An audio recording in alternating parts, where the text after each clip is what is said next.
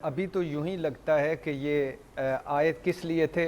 पहला हदफ था आल बचाओ माल बचाओ खाल बचाओ, जिसमें इन्होंने नैब की तरमीम कर दी, दिन दिहाड़े डाका डाला और इस मुल्क में करप्शन को लीगल करार दे दिया और सारों ने खुद को एनआरओ दिया और सब इमरान खान साहब के दौर में जो अब नैब उनको भी इन्वेस्टिगेट नहीं कर सकता, खा वो शुगर कमीशन हो, खा वो आटा गंदम हो, खा अद्वियात हो, खा BRT हो, खा मालम जब्बा हो, कुछ भी। अब ये बैठकर देख रहे हैं कि घड़ियां कहाँ बिकी हैं, अंगूठियां हीरे की कहाँ से आई हैं और तसव्वुफ यूनिवर्सिटी का वो कितनी दी गई है ज़मीन, बिल्कुल इन्वेस्टिगेट होना चाहिए और अगर किसी ने लूटा है तो एक एक पैसा आना चाहिए। लेकिन ये अपने आप को एनआरओ दे चुके हैं, पहली बात ये। दूसरा ये आए थे इलेक्शंस की, ये जो BRT ये जो EVM ख़त्म करें और जो ओवरसीज़ वोटिंग है उसका क्रियाक्रम करें। तीसरा ये आए थे नवंबर की तकर्री के लिए। नवंबर की तकर्री सब पे भारी पड़ी हुई थी, इसलिए ये 3 पॉइंट्स थे। इसमें कोई महंगाई नहीं थी, कोई बेरोजगारी नहीं थी, कोई गुर्बत नहीं थी, कोई इनकी तैयारी नहीं थी, कोई इनका इकट्ठे होने का वजह नहीं है, मंशूर एक नहीं है, इनका विजन एक नहीं है। ये एक दूसरे को गद्दार कह चुके हैं, दरिंदा धरती का नसूर कह चुके हैं, ये कातिल और मकतूल वैसे है, भट्टी साहब एक बात बताएं, जमहूरियत है। इस वक्त सबसे ज्यादा खुशी का मुकाम जो है ना, जो खुश तरीन शख्स हैं पाकिस्तान के, वो आसिफ अली जरदारी साहब।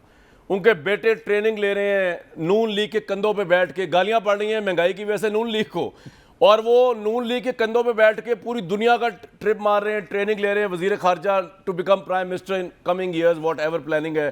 सिंध की गवर्नमेंट भी उन्होंने बचा ली, पंजाब के अंदर भी वजारतें ले ली, चाहे उनके पास इतनी सीटें थी या नहीं थी। सारा कूड़ा जो है वो पड़ रहा है PFLN के ऊपर और मजे कर रहे हैं, फ्रूट और शहद खा रहे हैं जरदारी साहब। इस पर भी जरा कोई राय जनी करते हैं भट्टी साहब। ये पुरानी बात हो गई है कि खोई मलाई वाली वजारतें मौलाना साहब साइड पे लेके निकल गए और आसिफ अली जरदारी साहब अपने बेटे और जिनको वो वजीर वजारत उज़्मा का सेहरा देखना चाहते हैं उनको वो उनके CV बेहतर कर रहे हैं बैरून मुल्क। और मैं तो तरस गया हूँ कि बिलावल भुट्टो साहब पाकिस्तान के दौरे पे आएँ और आकर एक हमें GA भुट्टो का नारा सुनाएं ताकि हम फिर जोश और जज्बे के साथ आगे बढ़ें। अब मैं शुरू करता हूँ महंगाई का नवाज शरीफ साहब से। वो जो क्लिप एक मैंने भी देखा है जिसमें उन्होंने कहा है कि ये जो तब्दीली सरकार है ये रात को जो पेट्रोल की कीमतें बढ़ाती है, इसका मतलब रात को तो डाके मारे जाते हैं, रात को तो लोगों की जेबें काटी जाती हैं। मकाफाते अमल देखिए कि इन्होंने हर मरतबा कीमत बढ़ाई रात को।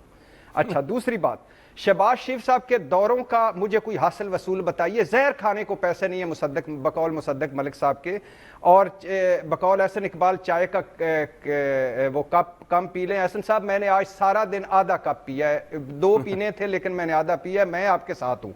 दूसरा, बिजली कम इस्तेमाल करें, वो भी मैं AC के बगैर सो रहा हूं, मौसम अच्छा हो गया। तीसरी बात यह कि 4 भाई अगर मुझे ब्रेक के लिए कहा जा रहा है, लेकिन सवाल ये है कि ये कब तक चलेगी? कामरान भाई सिर्फ 1 मिनट, 1 मिनट कामरान भाई सिर्फ 1 मिनट प्लीज। 4 रोटी के टुकड़े हों तो उनको चारों भाई एक एक टुकड़ा लेके साइड पे हो जाएं। भाईजान हम 2 भाई हैं तो रोटी के 2 हिस्से कर रहे हैं। अच्छा, शहबाज शरीफ साहब के दौरे कोई हासिल वसूल, बिलावल भुट्टो के दौरे कोई हासिल वसूल। अच्छा, मुबैना तौर पर वो जो स्विमिंग पूल बना है उसका सुना, मैं तो मुझे तो पता ही नहीं है कि वो कितने का बना है। अच्छा, जो 3-4 कैंप ऑफिस बनाए हैं शहबाज शरीफ साहब, सर ये आपका पॉइंट आ गया, इस्माइल के घर में आपका ये पॉइंट आ गया, सुन लीजिएगा प्लीज, सुन लीजिएगा, एंड कर दें इसका क्या आपके आर्गुमेंट का पॉइंट क्या है, प्लीज सुन लीजिएगा, प्लीज सुन लीजिएगा। मिफ्ता इस्माइल के घर की जो तजीनो आराइश हुई है, वजीर आजम के सेक्रेटेरिएट के 1.25 महीने में 26 लाख के जो खाबे हैं, आप भाईजान कोई बड़ा काम करें। ये जो इलीट क्लास को मरा, मैं बड़ा काम बता रहा हूं ना, सुन तो लें, बड़ा काम सुन लें, हाथियों को खत्म करें। ये सर मैं बड़ा काम बता रहा हूं, ब्रेक पे जाते हुए सुन लें जरा आप।